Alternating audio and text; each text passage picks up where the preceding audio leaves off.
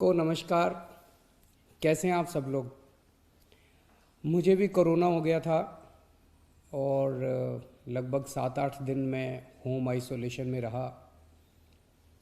आप सबकी खूब दुआएं मिली, आपका खूब आशीर्वाद मिला, आपकी सबकी शुभकामनाएं आ रही थी, उसके लिए आप सबका बहुत बहुत शुक्रिया, तहे दिल से शुक्रिया।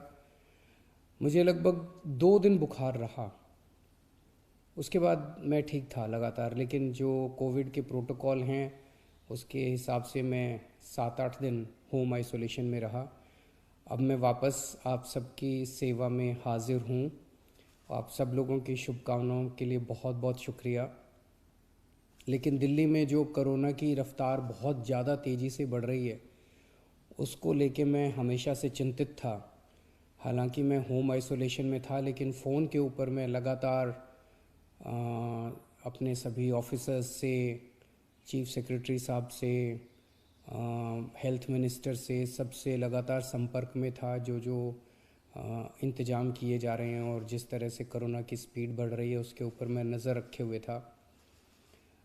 दिल्ली के अंदर जो कोरोना की, पूरे देश में कोरोना बहुत तेज़ी से बढ़ रहा है, दिल्ली में भी बहुत तेज़ी से बढ़ रहा है। रफ्तार बहुत ज़्यादा तेज़ है। मैं देख रहा था कि कल वाला जो हेल्थ बुलेटिन था उसमें लगभग 20,000 के करीब केसेस आए थे, और आज शाम को जो हेल्थ बुलेटिन आएगा उसमें लगभग 22,000 केसेस, पिछले 24 घंटे के 22,000 केसेस आएंगे।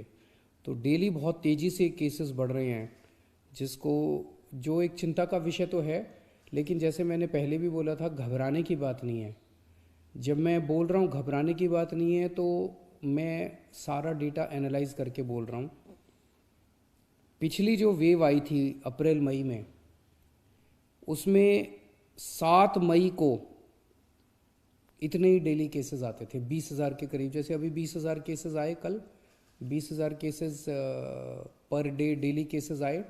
7 मई को भी 20,000 केसेस आए थे पिछली वेव में, लेकिन 7 मई को 341 मौतें हुई थी। 341 मौतें। लेकिन कल जब 20,000 केसेस आए हैं तो 7 मौत हुई हैं। एक भी नहीं होनी चाहिए, लेकिन कंपैरिजन में केवल 7 मौत हुई हैं।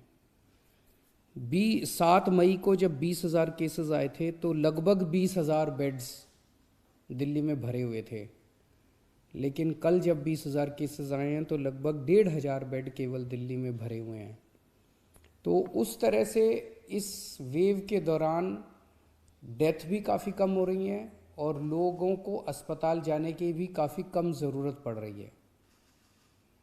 ये डेटा मैंने आपको इसलिए नहीं बताया कि इसलिए अब हम मास्क पहनना बंद कर देंगे और गैर जिम्मेदार हो जाएंगे। ये डेटा मैंने आपको इसलिए बताया कि पैनिक करने की कोई ज़रूरत नहीं है, घबराने की कोई ज़रूरत नहीं है, डरने की कोई ज़रूरत नहीं है, लेकिन जिम्मेदारी के साथ काम लेने की ज़रूरत है। जो मैं बार बार बोल रहा हूँ कि मास्क पहनना सबसे ज़रूरी है। मास्क पहनना सबसे ज़रूरी है। कई लोग मेरे से प्रश्न पूछ रहे हैं, लॉकडाउन लगेगा? हम लॉकडाउन नहीं लगाना चाहते। लॉकडाउन नहीं लगेगा अगर आप मास्क पहनोगे तो। मास्क पहन के घर से बाहर निकलो, मास्क पहन के चारों तरफ घूमो।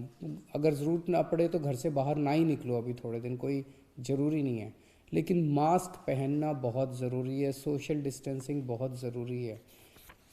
हम लॉकडाउन नहीं लगाना चाहते, फ़िलहाल लॉकडाउन लगाने की कोई हमारी मंशा नहीं है। और हम चाहते हैं कि जल्दी से जल्दी ये वेव ख़त्म हो, और कोशिश हमारी है कि कम से कम रिस्ट्रिक्शंस हम लोग लगाएं, ताकि लोगों के रोज़ी रोटी चलती रहे, लोगों के रोज़गार चलते रहें। एलजी साहब और मैं दोनों मिलके पूरी सिचुएशन को लगातार हम लोग नज़र रखे हुए हैं। कल हमारी डीडीएमए की दोबारा मीटिंग है, उस मीटिंग में एक्सपर्ट्स के साथ फिर से हम रिव्यू करेंगे सिचुएशन को कि क्या और करने की ज़रूरत है, नहीं है। केंद्र सरकार से लगातार हम लोग संपर्क में हैं, केंद्र सरकार से भी हमें पूरा सहयोग मिल रहा है। तो सब लोग मिलके, मैं, एलजी साहब, हमारे सारे ऑफिसर्स, केंद्र सरकार, सब लोग मिलके सिचुएशन के ऊपर नज़र रखे हुए हैं और सिचुएशन को कंट्रोल किए हुए हैं। पहले भी हम सब दिल्ली वासियों ने मिलके कोरोना की इतनी बड़ी इतनी खतरनाक लहर थी जो अप्रैल वाली थी, उसको हमने पार पा लिया, तो इस लहर को भी हम लोग पार पा लेंगे। चिंता करने की ज़रूरत नहीं है, लेकिन जिम्मेदारी के साथ काम करने की ज़रूरत है। और जिन जिन लोगों ने वैक्सीन नहीं लगवाया, प्लीज़ जाके वैक्सीन ज़रूर लगवा लीजिए। वैक्सीन लगाने से मतलब ये नहीं है कि करोना नहीं होगा, लेकिन करोना अगर हुआ तो आपको कम माइल्ड करोना होगा। आप